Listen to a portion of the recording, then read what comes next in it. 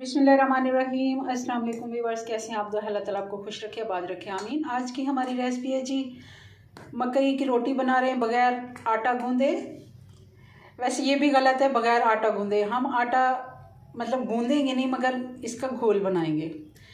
इसका चीला भी आप कह सकते हैं, मकई के आटे का चीला। और इसमें 1 कप मैंने मकई का आटा लिया है, इसको आप छान लें। और ये 2 खाने के चम्मच है हमारे पास बेसन, ये भी साथ डाल देते हैं। अगर बेसन नहीं है तो आप कॉर्नफ्लोर भी डाल सकते हैं। कॉर्नफ्लोर भी आप जैसा कि उसके नाम से ही कॉर्नफ्लोर है, वो मकई का आटा ही होता है मगर वो बाइंडिंग के काम आता है। अच्छे से इसका चीला बन जाता है और रोटी इसकी अच्छे से बन जाती है। अब 1/2 टीस्पून मैंने इसमें डाल दिया है नमक, और इसको हम नीम गर्म पानी से गूंद लेते हैं।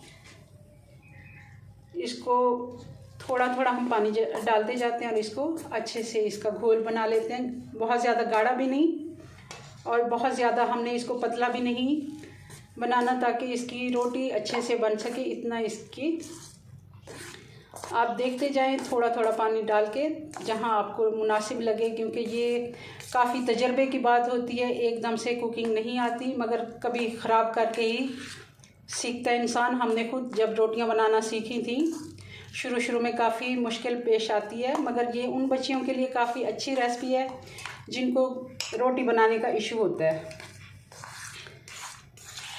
ये बल्कि ग्लूटेन फ्री रोटी में आती है। शुगर के मरीज़, PCOS के मरीज़, इनके लिए बेहद अच्छी रोटी होती है। तो ये तकरीबन हमारा आटा बन के तैयार हो गया। इसको अब हम रेस्ट देंगे तकरीबन थोड़ा समय, और पानी डाल देती हूँ। और ये तकरीबन अब तैयार है। इसको आटे ने थोड़ा सा रेस्ट हमने इसको देना है 10 मिनट के लिए। उसमें काफ़ी आद तक ये फूल जाता है। ये देखें आप, बहुत ज़्यादा गाढ़ा भी नहीं और बहुत ज़्यादा पतला भी नहीं। इसको अब थोड़ी देर के लिए छोड़ते हैं और फिर इसको बनाते हैं रोटी। तवा हमारा गर्म हो गया। अब हम इसमें आटा डाल देंगे। 1 कप से तकरीबन बड़ी रोटियां बनाएं तो 2 बन जाती हैं और छोटी बनाएं तो 3 भी बन जाती हैं।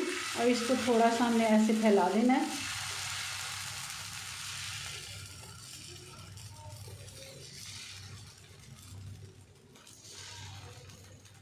क्योंकि काफ़ी लोग बहुत ये रोटी मुश्किल से बना पाते हैं, क्योंकि इसमें ग्लूटेन नहीं होता और इसको बनाना काफ़ी मुश्किल लगता है। ये रोटी उन लोगों के लिए बहुत आसान है जिनको नहीं आता बनाना, तो वो इस तरीके से बनाएंगे तो बहुत आसानी से बना पाएंगे। अब हल्की आंच पे इसको पकने देंगे तकरीबन 3 से 4 मिनट एक साइड पर, और फिर हम इसको पलट देंगे। रोटी हमारी सिक गई है एक साइड से। इसको 3 से 4 मिनट हो गए। अब घी इधर ही लगा लेते हैं क्योंकि ऊपर से ये काफ़ी हद तक खुश्क हो जाती है।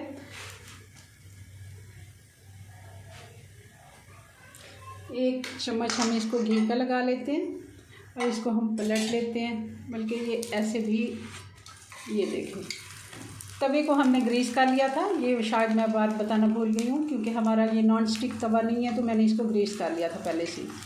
और कोई इसको मुश्किल नहीं होती बनाने में। हल्की आंच पे आप ज़रा टाइम दे के बनाएंगे तभी अच्छी बनेगी।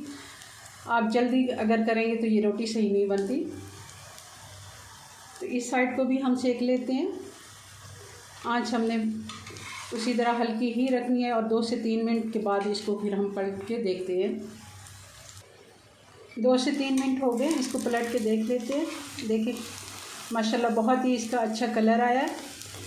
और बाज़ लोग इसमें अंडा वगैरह डालते हैं तो उसकी भी ज़रूरत नहीं है। अगर आप चाहें तो कॉर्नफ्लोर या 2 चम्मच बेसन का डाल दें। अगर नहीं भी डालते तब भी ये बहुत ही अच्छी बन जाती है, मगर थोड़ा रेस्ट इसको ज़रूर देना है आपने।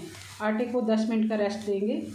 अब 2 से 3 मिनट हल्की आंच पे इस साइड को फिर से एक दफ़ा पका देते हैं और फिर इसको हम उतार लेते हैं। बल्कि दूसरी रोटी भी इसी तरह मैं सेक लेती हूँ। और ये रोटी तकरीबन हमारी तैयार है। मैं इसको अब प्लेट में निकाल लेती हूँ और फिर इसको सर्व करके दिखाती हूँ आपको। जी व्यूअर्स, तो अगर साग और मक्खन है आपके पास तो ज़रूर आप उसके साथ इसको सर्व करें। देखें बहुत ही मज़े की ये रोटी बनती है और हमारी सेहत के लिए काफ़ी अच्छी होती है। सर्दियों में वैसे भी हमारे पास साग मौजूद होता है, तो ज़रूर इसको ट्राई कीजिए मेरी रेसिपी से। मिलते हैं नेक्स्ट वीडियो में नई रेसिपी के साथ। तब तक के लिए अपनी दुआओं में याद रखें। अल्लाह हाफिज़।